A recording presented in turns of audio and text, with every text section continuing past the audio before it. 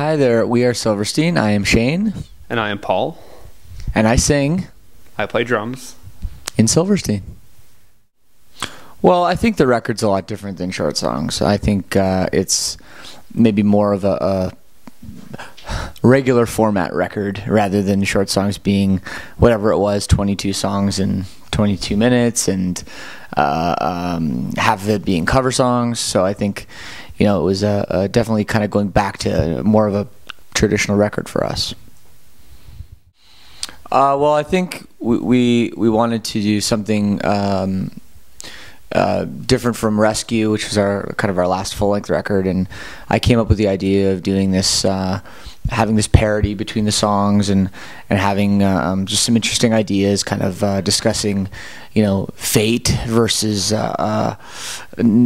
opposite of fate, I guess, and that's kind of where it all stemmed from. Well, with this record, I'd say it was more of a story type of thing than usual. You know, this is our sixth album, maybe our seventh album, depending if you want to count short songs as like a real record. But anyways, and I've made, you know, lyrically, I've done everything from extremely personal, you know, really writing it right from my own experience to writing almost completely fictional, you know, to sort of a combination. And I think the best sort of work is something that you can relate to yourself. You know, you always say that you write what you know, you're best at that. But this time along, it was a lot of sort of putting myself, I think, in these different situations that I could relate to myself and writing from there. That's a tough one. It is a tough one. Yeah, there's a lot of them. There's 14 different songs, and I like them all because I really think this album's great. But I think one of my favorites is probably In a Place of Solace, which is like in the middle, start of side B, track 8. And I think we really kind of experimented a lot more with that track, and people might not even think it is familiar as like our sound, but I think it's something really different. It was really fun to put together. Yeah, and for me, it's kind of, you know, as this record's evolved, you know, evolved to me. You know, you start out and you're writing a song in like a practice space, and it's sort of one way, and then you do a demo, and it's sort of another way, and then, you know, as you're recording it, and then it's finally, when it's finished, it's like it's got such a story with you, even though no one else has even heard it. You have such a, you know, unique relationship with it. So I think for me, it's like constantly changing. I'll listen back to the record. I haven't listened to the record in probably a month now, and if I listen back to it, I'm sure my favorite song would be different than last time I listened to it. So it's kind of constantly just changing for me. A lot more touring, because there's a lot of places in this world that I think that we want to revisit, and now with a new record and kind of really feeling refreshed with the new music and everything that's going on, there's a lot of places we want to revisit and continue to develop, much like being back in Germany, a place that we love. We've been here probably a dozen times. So there's a lot of places like that around the world that we want to tour, and we're also going to be on the Warped Tour this entire summer. So there's a lot of stuff going on with that, and a few other little surprises and things here and there that I think we're going to probably do along the way. So yeah, like we had to let Neil go, and you know, I think it was a very obvious choice who the next member of Silverstein was going to be, and it was just kind of a matter of figuring out how are we going to move forward, and you know, he stepped in right away. Paul Mark, that is, stepped in right away and started writing Silverstein songs and started jamming with us, and we went on tour, and it was all just a very seamless transition. And I think now, you know, with Neil, we were really growing apart, and we all kind of felt, the four of us, I should say, kind of felt like we were going one direction, and we were still very excited about everything that was happening, and being out on the road and coming to, you know, places like this. And he seemed very much like he just didn't want to do that, and he seemed very you know, just kind of over it. So you know, it was time to let him go, and I think we're all just, as a band, in a much better place now. And I think that if you listen to our new record, I think you can almost tell.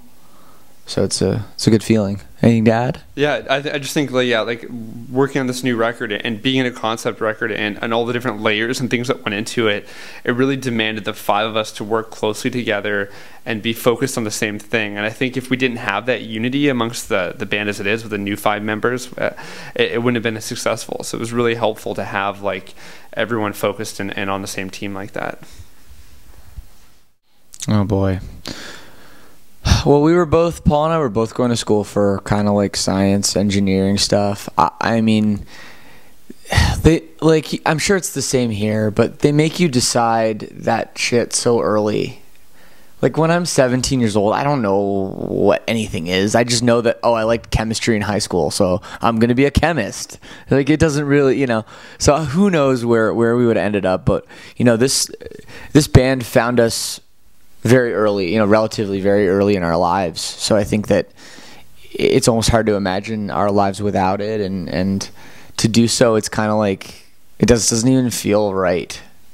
It just feels like a fake or something. So I don't know. Yeah, I don't know. I think, it's that trajectory you get thrown on after high school that even if you go to school for something, it doesn't mean you're going to do that. And I think we look now and it's like all of our friends who maybe completed a degree, they're working at some, grocery store or something, not even doing what they're supposed to be doing. And us, we actually have a career, and that's something that's pretty, amazing for even being the age that we have, that we are, to have a career and to be successful. And it's awesome. Like we're super happy with what we've done. Yeah, and it's funny too because I think if you talk to us, when before the band got started, I think all of us would have said we were the last people ever would think we would be doing this at our age or whatever. I don't think that was ever that was not in the grand scheme. It wasn't our plan. It just that's just how everything unfolded. And I think that's a common story. I think that's the way, people with the backup plan are the people that,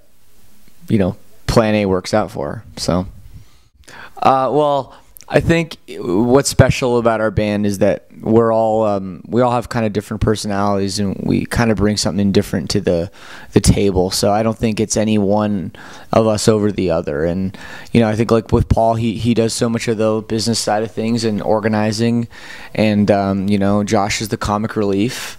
And and Bill's always being Mr. Social with other bands, and I kind of do a lot of I write the lyrics and stuff, and Paul Mark smokes the cigarettes. Yeah, it's we all kind of contribute in our own way. So I think if I said I'm the mastermind behind the band, it wouldn't be true at all. So it's it's much better to take the pressure off. I think some bands it's like he's the singer, he's the songwriter, he's the guitar player. It's like he's obviously the most important guy in the band, and I think that's a lot of pressure for one person. Well, plus I think too, being a band that's so like active on the road and touring and all that kind of stuff, you need to kind of all be on the same page, So it's like when we're making a decision, we're planning a tour, we're planning a whole whole promotion around an album. It's like we all really need to believe in what we're doing. So like to just tell 4 people like, you're going here and that's why, they not explain why, it just wouldn't be very functional. But we all like make the decisions together so that we're like, we believe in what we're doing. Like we all understand why we're here today and why it's important and how we can make it the best we can make it. And that's really important because we're the 5 of us are the ones that are out here on the road, and we're always together doing that. Bon Iver at Massey Hall in Toronto. It's the best show I've ever seen. Why? Because it was false. The entire crowd, like 2,500 people, were dead silent, minus the applause, and everyone sat like it's a seated venue, and typically people stand up because they just do that because they're annoying. But everyone just like back in their chair, just dead silent, clapped, and then just like we're in complete awe, and it was absolutely incredible. The sound dynamics, everything about it. Yeah. I'm surprisingly good at fantasy sports on the internet and games on my phone. These are special. Paul's pretty good at drumming on his practice pad. I guess that's still music. What else are you good at? Just music.